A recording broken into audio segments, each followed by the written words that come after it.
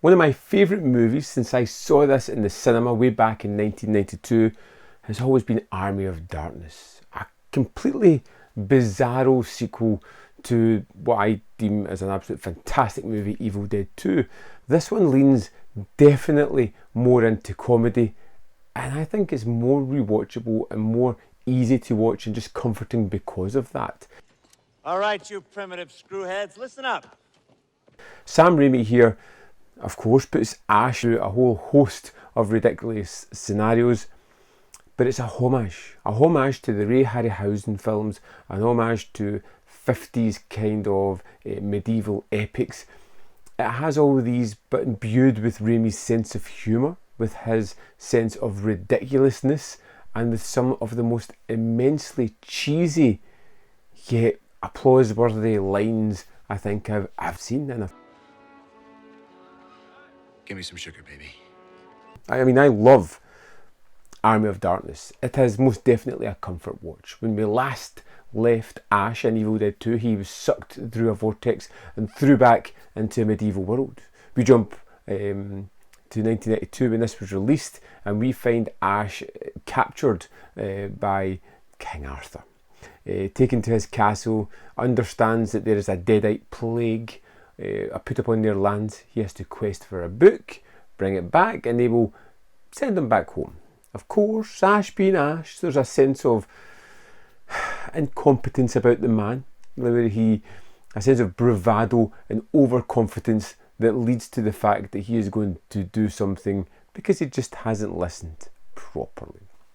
Did you speak the exact words? Look, maybe I didn't say every single little tiny syllable, no, but basically I said them, yeah. Dung-eating fool! Thou hast doomed us all!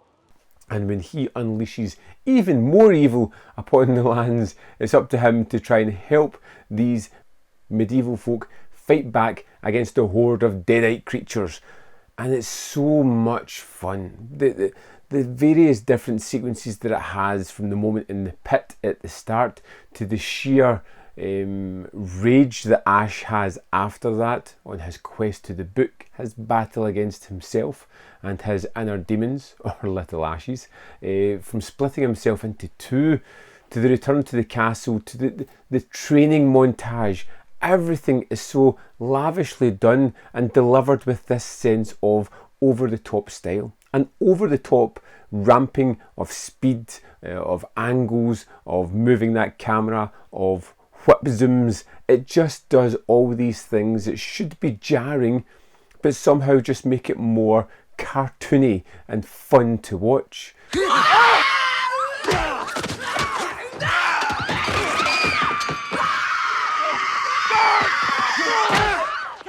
There are so many things about Army of Darkness I just utterly love. The bad Ash, for instance, where we get to see two Ashes in here. We get to see the good.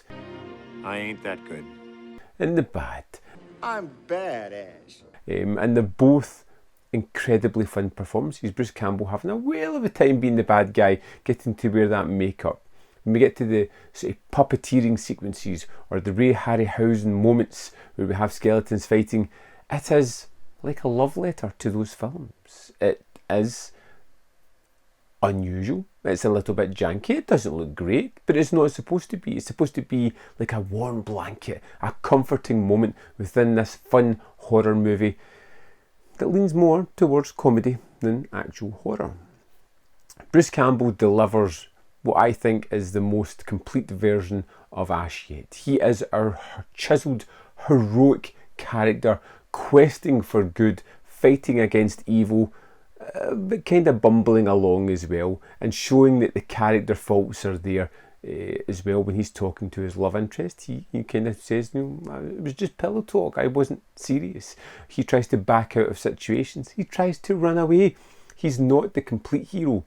When he moves into that hero mode, he's a force to be reckoned with. Go ahead and run. Run home and cry to Mama. Me?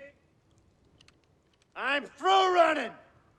And all the way through this, he gets to deliver some of the most ridiculous and funny lines ever put on film.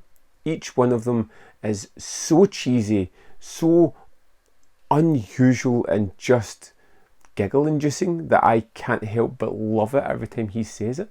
And I think it's only Ash that can get away with actually saying these lines. Groovy. This is an absolute rammed package as well, full of amazing extras, but it's not complete in my eyes. Now, you do get various edits of the film, you get all these extras as well, but you only get the 4K of the theatrical cut.